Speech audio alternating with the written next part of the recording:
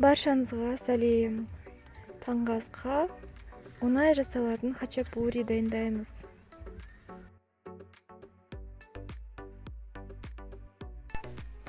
Бір жұмыртқа,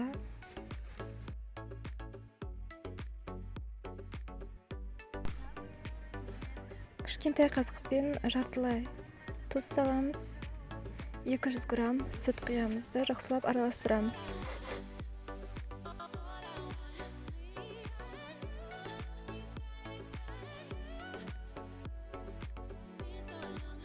Екі жүз грамм ұн,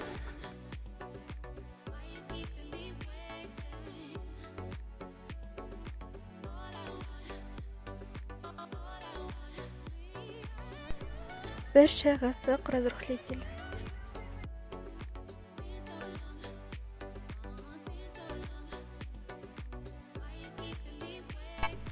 300 грамм ірімшік. Сулугини болғаны жақсы негізі.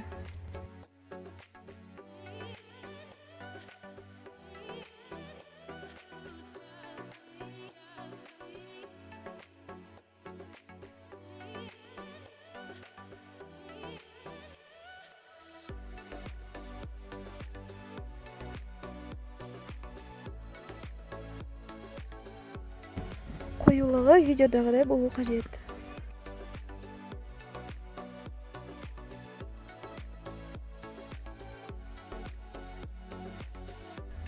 Майсыз табада 2 жағынан 10 минуттай қуырамыз.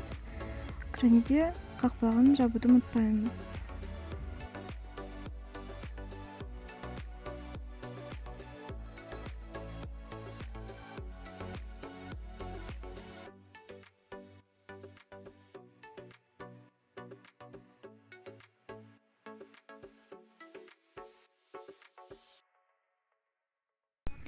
Ыстық күйінде дастарханға қойып жейміз.